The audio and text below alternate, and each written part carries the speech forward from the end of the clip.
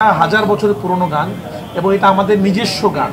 তো আমরা সামনেও এই কাজটা করার চেষ্টা করব। কিছু যদি সমালোচনা হয় তা আমাদের কিছু যায় আসে না, কারণ আমাদের দেশের আমরা একটা ভাষা তৈরি করার চেষ্টা করব। কারণ আমাদের বাংলাদেশের সিনেমা এখন এমন জায়গায় চলে গেছে, সারা পৃথিবীর মানুষ আমাদের সিনেমা দেখে। আমাদের এই সিনেমার মাধ্যমে আমাদের দেশের বিভিন্ন কালচারকে তুলে ধরতে হবে। আসলে না, আমি বলেছিলাম একটা জায়গায় আমি লিচু খুব একটা পছন্দ করি না, কিন্তু কিভাবে জানি এই লিচুটাই আমার এই ক্যারিয়ারে এত ইম্পর্টেন্ট একটা মানে ফল এবং হ্যাঁ, এবং এত সুন্দর একটা গান তাও আবার। তাহলে কি এটার কারণে আবার লিচু খাওয়া শুরু হবে? হতে পারে, এখন দেখা যাক।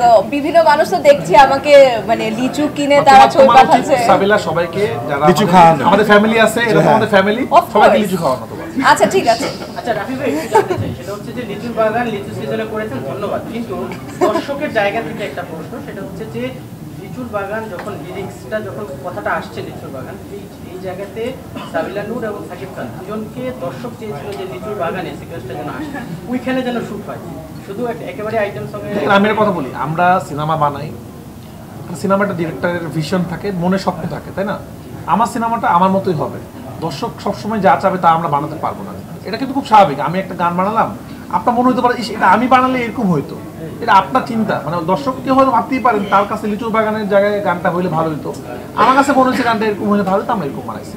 আবার অনেক দর্শক এটা পছন্দ করেছেন, বাট আমাদের দেখেন আমাদের উদ্দেশ্য কিন্তু ছিল একটা জিনিস, আমরা চাইলে একটা হিন্দি সিনেমার মতো গান করতে পারতাম, অনেক হিট আইটেম সং হিন্দি সিনেমাতে থাকে। আমরা চেষ্টা করেছি এই সিনেমাতে এমন একটা গান করতে যেটা বাংলাদেশে হারিয়ে যাওয়া গান, যেটা বাংলাদেশের মাটির গান।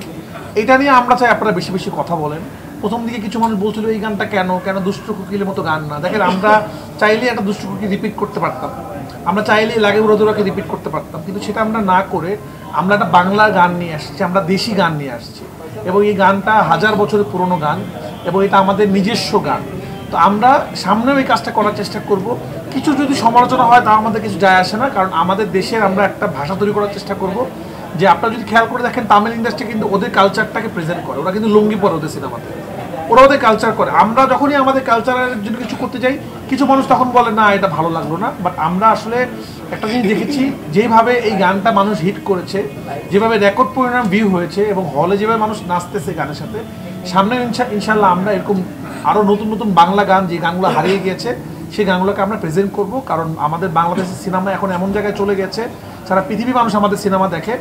আমাদের এই সিনেমার মাধ্যমে আমাদের দেশের বিভিন্ন কালচারকে তুলে ধরতে হবে। আসলে একটা প্রেক্ষাগৃহে মনে হয় ভাঙচুর হয়েছে বা একটা অপ্রত্যাশিত ঘটনা ঘটেছে, এই জায়গা থেকে আসলে দর্শকদের উদ্দেশ্যে আপনাদের কালকে আমরা এটা নিয়ে বলেছি ভাই, একই জিনিস কালকে আমরা এটা নিয়ে আমাদের প্রডিউসার সুন্দর করে বলে দিয়েছে যে কেউ উচ্ছৃঙ্খলতা করবেন না, টিকিট না পাইলে কেউ ভাঙচুর করবেন না। ঠিক আছে ভাই, থ্যাংক ইউ সবাইকে, থ্যাংক ইউ।